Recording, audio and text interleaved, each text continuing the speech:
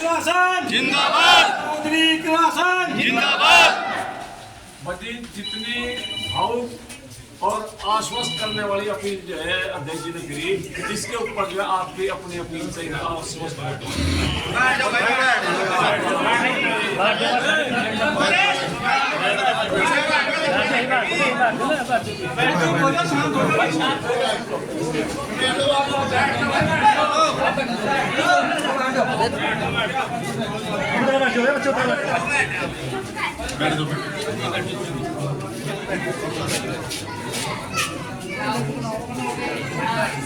सभा में अध्यक्ष जी और मंच पर उपस्थित मेरे साथ कांगड़ा ब्लॉक से आए हुए हमारे सभी प्रधान जी और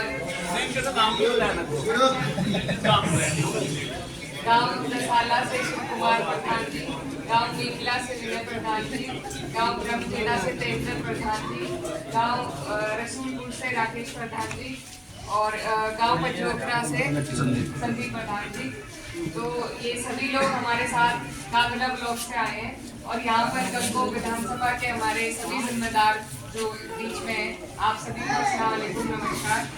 सबसे पहले तो मैं आप सभी का शुक्रिया अदा करना चाहती हूँ कि आप लोगों ने अपना कीमती वक्त निकाल कर यहाँ इकट्ठा हुए हमारे लिए और हमें आने में थोड़ी देर की हो गई, उसके लिए भी माफी चाहते हैं।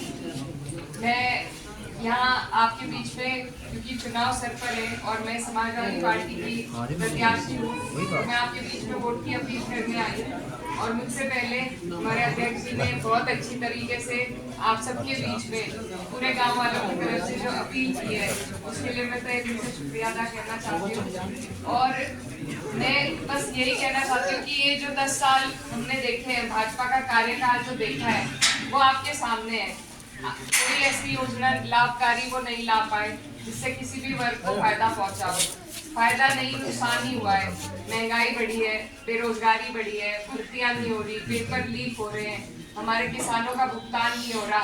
तो ये सारी समस्याएं जो है ये आपके सामने है और इन समस्याओं को जवाब देने का वक्त अब हमारे पास आया है। हम और किसी चीज से नहीं, हम सिर्फ वोट से अपना जवाब दे सकते हैं, अपनी बात ऊपर तक पहुंचा सकते हैं। क्योंकि वैसे तो ये सरकार किसी की सुनवाई करती नहीं है, तो हम वोट के माध्यम से ही अपनी सुनवाई करा सकते हैं। हमारे जो यहाँ के मौजूदा सांसद जी हैं, उनका भी कार्यकाल आपके सामने है।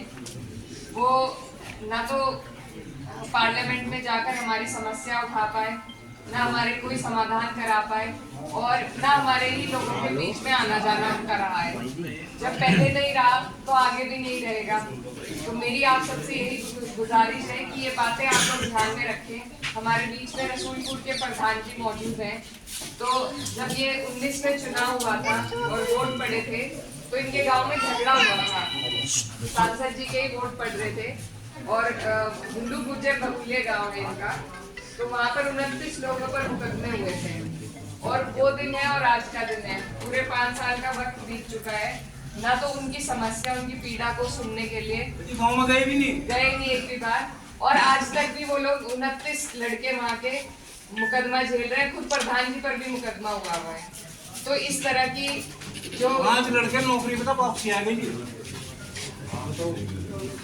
प्रधान जी बहुत परेशान है और सभी लोग, ये बहुत बड़ा विषय है कि अगर हमारे लोगों की सुनवाई नहीं हो सकती तो फिर जनप्रतिनिधि का क्या फायदा है। तो ये बात, एक उन्होंने गांव था, खिवाना गांव है, जो गोद लिया था हमारे सांसद जी ने, उसमें आज तक वो खुद ही नहीं जा पाए हैं। तो इस तरीके का उनका कार्यकाल रहा है, आगे भी वही आपके प्रत्याशी हैं।